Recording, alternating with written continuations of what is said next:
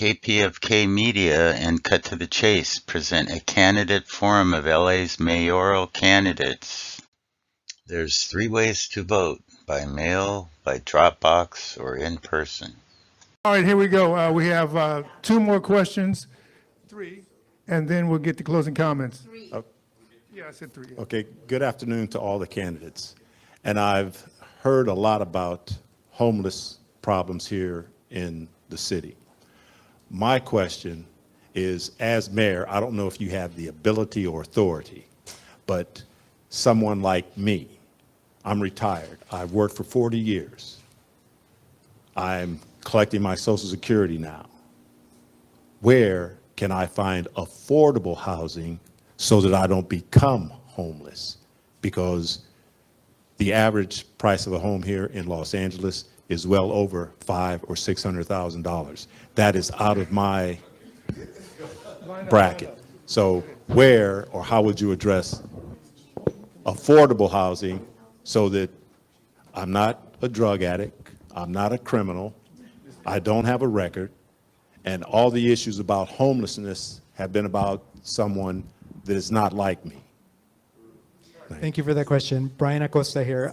So I think it's a layered thing, because right now also what's happening, why, when people become homeless that are, working individuals, because there's a lot of people that are working poor, it's really hard to get back into housing because it's so expensive. Who has $8,000 off, just to get into a place? So one of the things I want to do is I want to have a layered system where people can, if you're a good renter, maybe you only pay the first month's deposit, you're able to just access a home more easily. Also, I want to push co-op housing, where we would have studios, 1 bedrooms and 2 bedrooms for like, $200,000, $400,000, and $600,000, where instead of renting from somebody, you'd be able to build equity. And the great thing about co-op housing is that it'd be non-speculative, so that future generations would also be able to have permanent affordable housing. Thank you. Yeah, this is Asad Al-Najjar. I'll refer back to what I stated earlier, the 277-page plan we have.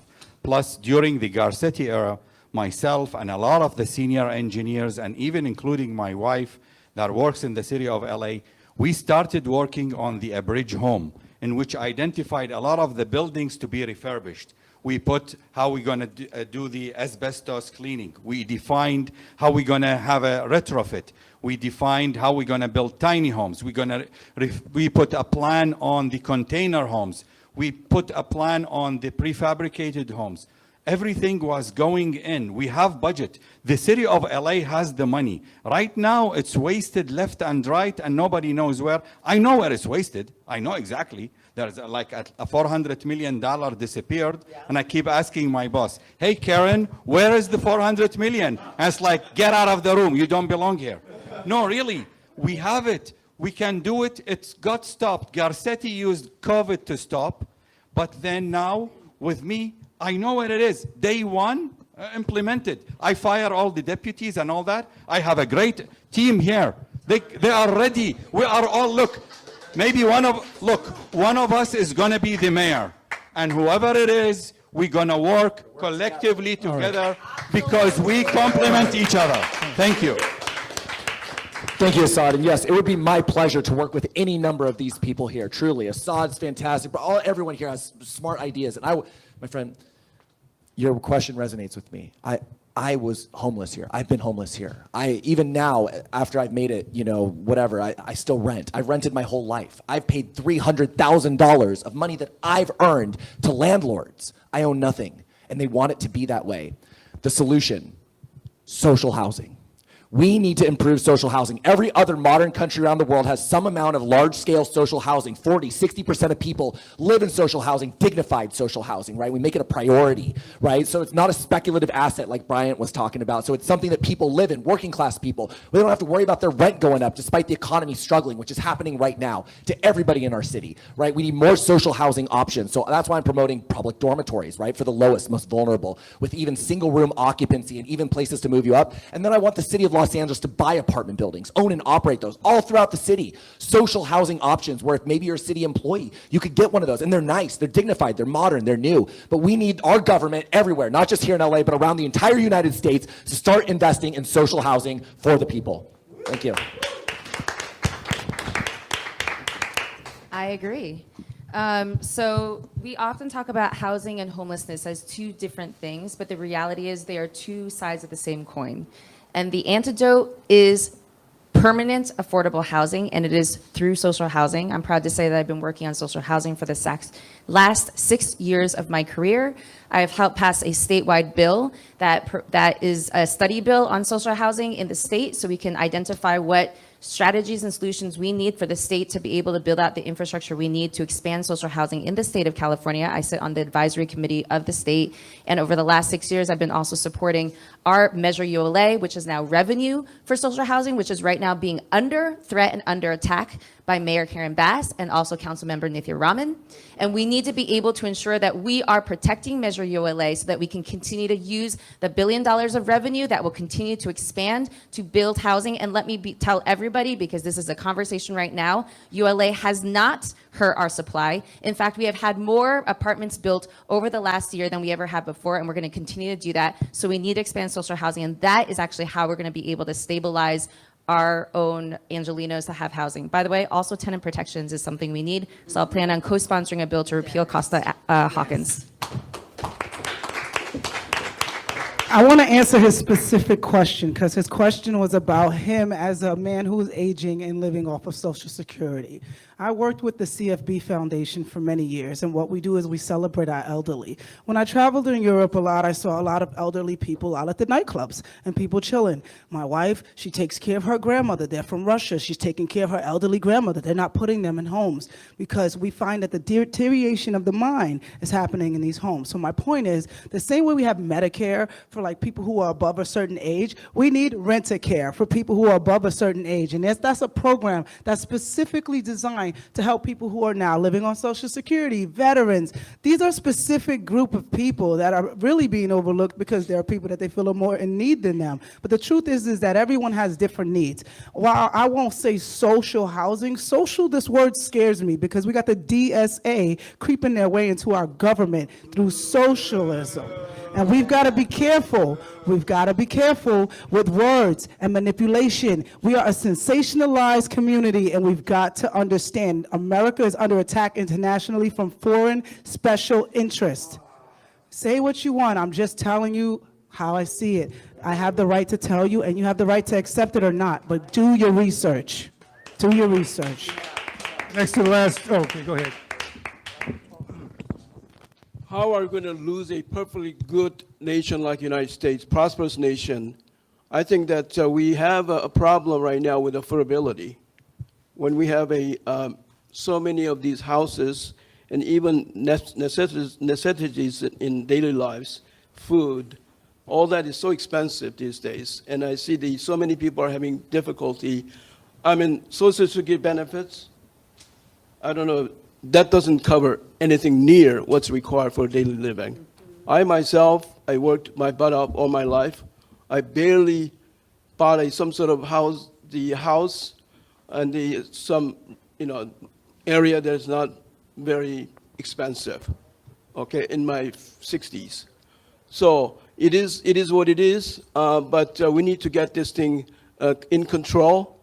And then we want to make sure that our housings are affordable, and then we want to make sure that the permits are streamlined, so that more houses are available for average people. And I think that's how we prevent a perfectly good society like ours from falling. Thank you. Hello, John Logsdon here. Make it 30 seconds here. Okay, first of all, I think rent control is the main key. That would be the key of what happens. You reach a certain age, and you're like retirement age, and it should just be capped. That's what I believe on that. Now, us working folk that are still out there, yeah, sure, it is what it is. But that's what I mean. I also think that we need to build. I know SB 79 is coming down. I don't want to be like going into all this, but I just want to say that I think that we need to actually build more in transit areas, create more housing stock that'll drive competition, which will actually create lower prices down the road. Thank you. We're going to have two more questions. And then we'll have closing comments. Hello, everyone. My name is Mohammed. I was born in Detroit. I recently moved to California to become an Angelino, Michelangelo. So I wanted to say, I had a comment and a question. My comment was that I believe that we don't have mayor candidates, we have presidential candidates all sitting up there. And I really wanted to say that we want to work together as humanity to solve the problems, starting with Los Angeles and then going to the world. My question is that I am Muslim, but we believe in everybody, as I consider myself a humanitarian. So my question to you is, how are you going to conquer Islamophobia, even if it's against any religion, in regards to spirituality? Because we believe in universal, the spirituality is universal. It's not tied down to a specific faction.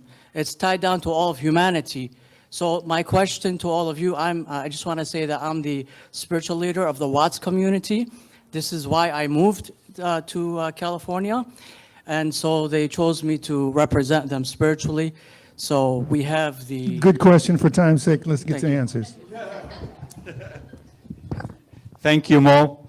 So, being the Muslim candidate, I mean, I consider myself an American and Los Angeles, Angelino, and that's about it. But from the campaigning, I realized there is a lot of this Islamophobia going. Fox was asking me about Sharia law, and it's like, what the hell are you talking about?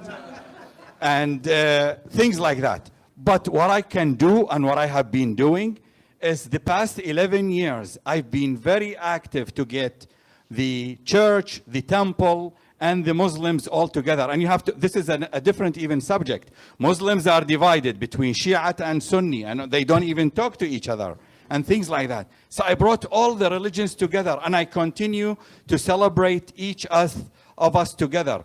Yes, there is books, but at the end of the day, we are all children of God. We are all united in faith, and our diversity is our uniqueness. Thank you. That's really great, and I want to applaud Assad for his efforts. Truly, he's been really a leader in helping unify the all the different religions and sects around Los Angeles, and truly, we need that right now. And I think, you mentioned the right point. You said you're a humanitarian first. That's what matters, right? And here's the difference: is that we have religion and we've got humans, right? I'm an American first. I'm a Ukrainian second, right? I'm a humanitarian first. I'm a Christian second. And it's when you start to put your religion ahead of your humanity, that's when it becomes a problem. Then you're a fundamentalist, right? We need to push back against fundamentalists. They are people who would put their religion ahead of the humanity of everyone. And so I think that's the important thing. It's a cultural change that we need to promote, and I will do that as mayor of Los Angeles. It's okay. You could be any religion in the world, and it's great, but we have to put our humanitarianism, our humanity first, and then our religion second. So thank you, guys.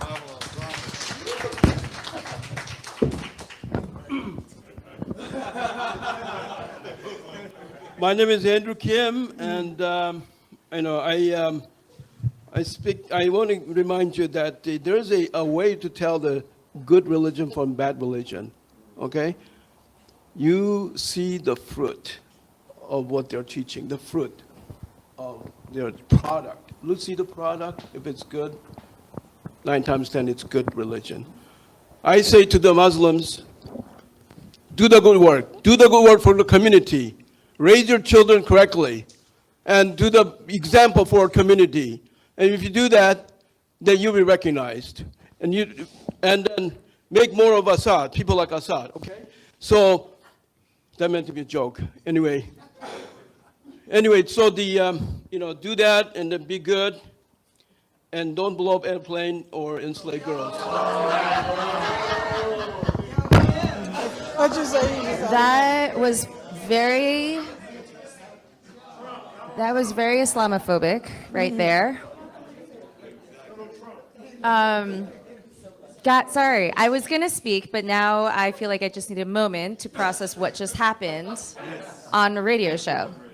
Woo. I gotta say, in the Harriet Tubman Center, when you're here, Muslim stuff, no anti, no. No anti-Semitic, no anti-anything.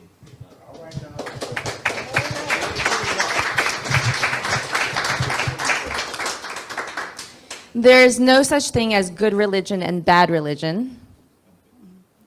There are people of faith, all of us. Whew, sorry, I am still processing, y'all.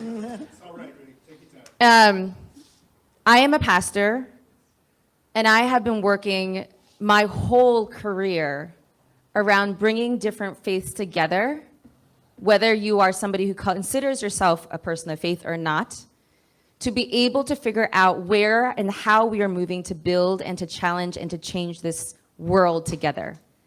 And that is the only thing, that is exactly what we need to do to be able to combat Islamophobia, to combat anti-Muslim sentiment, to combat anti-Semitism. These are all the ways that we need to come together. So we do have to actually spend time together. I spent time in the West Bank myself. This is why I am for Palestinian liberation, and I feel very strongly about it. And so the ways that we can be able to bring ourselves together is that we have to actually create third spaces. And this is why actually something like fast and free buses, I actually see as a way to be able to bring our communities together, as well as creating more opportunities to continue to build with our faith communities to solve our problems. And so I've actually been very active in this for a long time, working with Clue, working with LA Voice, and I will continue to do that as a mayor of Los Angeles.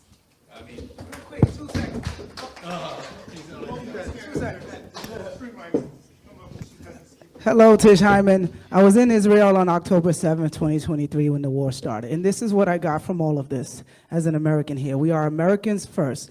We are whatever we are after that second. No one deserves to be discriminated against. No one deserves any hate. There aren't any special groups that deserve more protection than any other group. We all should be protected as Americans here because we all want the same thing: prosperity, safety, and for our city and people to thrive. So for me, I look at it all like whatever religion you practice, that's on you. We're all Americans. We're human beings first, and we need to act as that.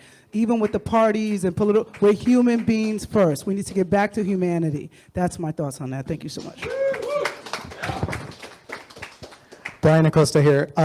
So as a tech person, I actually think that because technology has evolved so fast, right now what we're feeding is the algorithm. The algorithm is what's really hurting us because what gets clicks? The people saying all these nasty things. And so as mayor, what I really think we need as a mayor, we need somebody that understands the technology side so that we can actually push back on it, because that's what's dividing us right now.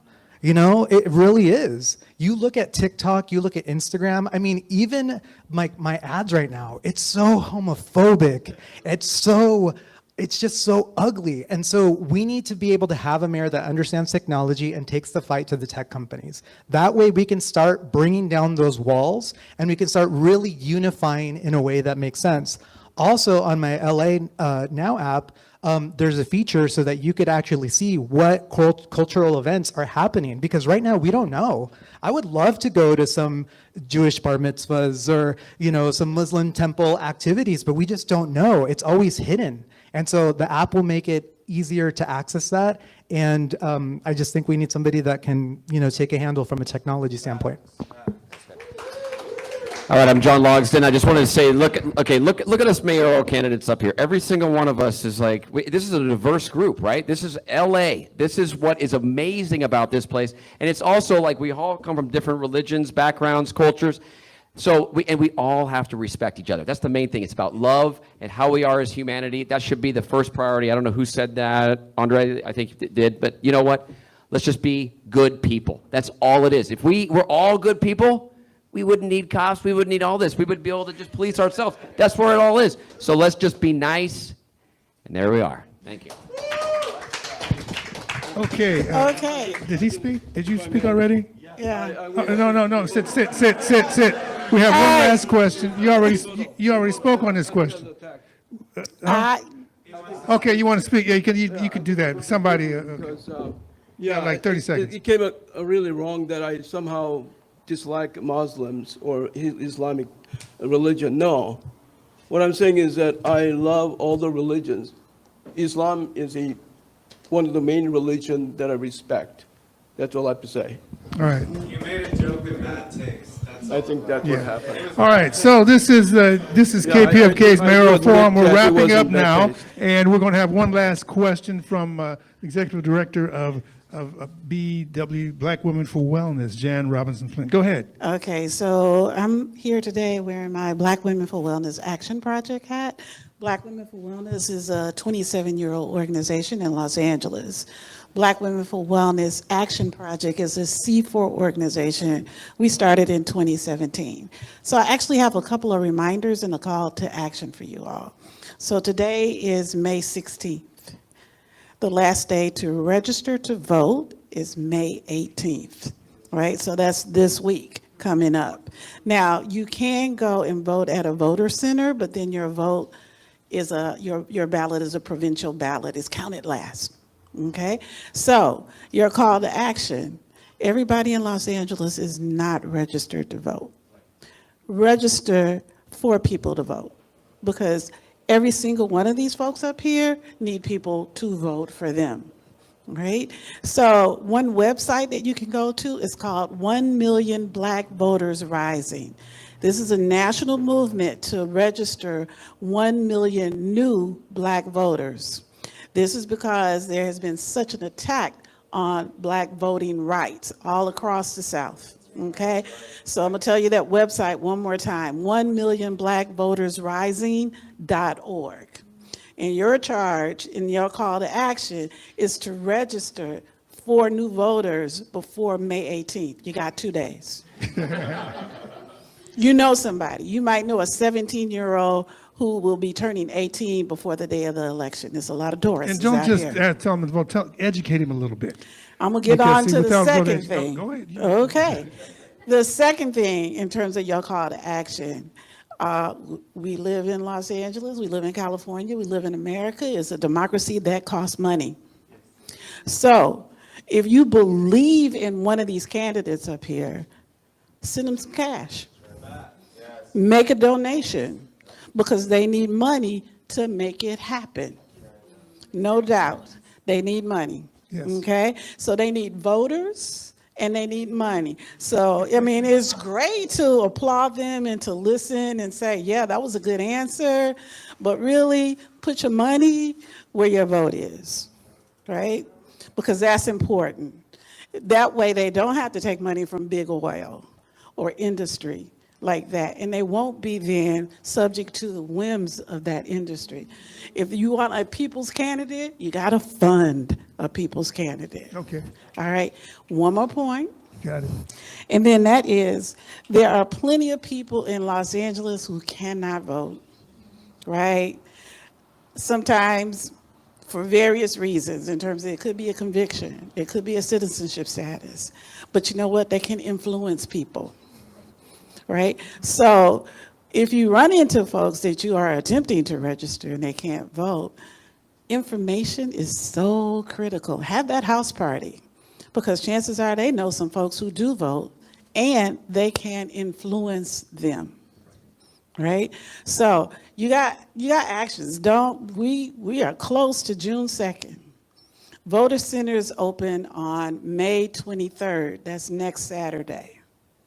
There is challenge to the post office right now. So a lot of people might want to wait until the last day to mail their ballot. I'm going to suggest you not do that. I'm going to suggest that you get your ballot in, if you're mailing it, well before the day of the election, because that postmark might not get on that ballot until well after the election if you mail it on that day. So you want to make sure your vote is counted. If you're mailing it by getting it in, I would suggest a week before. That means this week. So if you're mailing it, mail it early. Well, not mail it now, because the challenge is the post office, and will it get the postmark on it in a timely manner if you mail it on that day? So that's just being the practical person here in terms of if you want your vote counted, if you wait till the last day, take it to a voter center and drop it in. Don't put it in the mail.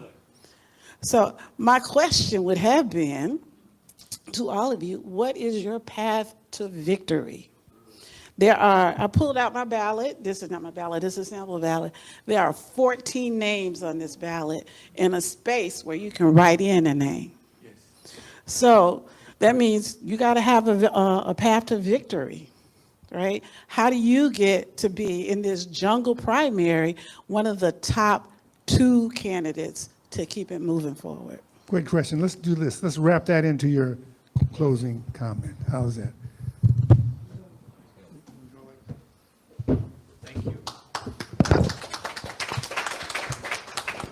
Brian Acosta here. So campaigning, being on the campaign trail, talking to people, seeing how the media has treated this whole campaign, the reality is that money talks, status talks.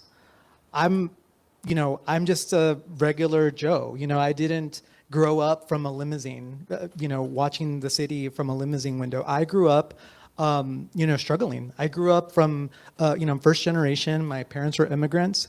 And so I, really heavily rely on community. And that is one of the things that, for my campaign, that I've been relying on is the Latino community, the queer community, millennials. I mean, it's my generation that I'm fighting for. And that's what I'm bringing to the forefront is if we want generational change, that's what I'm offering in this race, because we need the systems of tomorrow today. We need the changes that our status quo people are never going to do. And so that's why I'm in this race, and that's who I'm relying on to get to the top 2 in this race. Thank you very much. Thank you. Assad Al-Najjar. Well, I renew my thanks to you guys for having this setup. And I'm so proud to be among the best team in Los Angeles. And I really, from my heart, wish one of us is going to be the mayor, because I have no respect for the other 4, really. What I can do is, and what I can bring is 37 years of really hard working to be where I am today. And that has really been the path for me. For many people, for many heritages, for many neighbors, you name it, anybody in not only United States, globally, I'm the 311, I'm the 411, and the 911. Wherever it is. And I will continue that. It's an honor that I've been serving Angelenos and with my job 40 hours a week and in volunteering 60 hours a week. And it's in my DNA. Regardless, I win or lose, for the next few years, I will still continue to serve you guys because my wife doesn't want me to retire, even though I am qualified. But it's an honor to serve Angelenos. It's in my DNA, and I love you all. Thank you. Hi, my name is Andrew Kim. Thank you for listening. Thanks for inviting me to this wonderful location, Harriet Tubman Center. I really respect this this center represents. My clear path to victory is stay focused, agenda-driven, issue-driven, that is. My homelessness issue is the foremost of my passion. We have a misguided policy, keep on making our homelessness a victim. Unfortunately, our homeless populations are victimized by the system. My logo is my motto is Project Liberation Los Angeles. I want to liberate our city. I want to liberate our homelessness people. I want to liberate our family. I want to liberate my church. I want to liberate American dream. Thank you.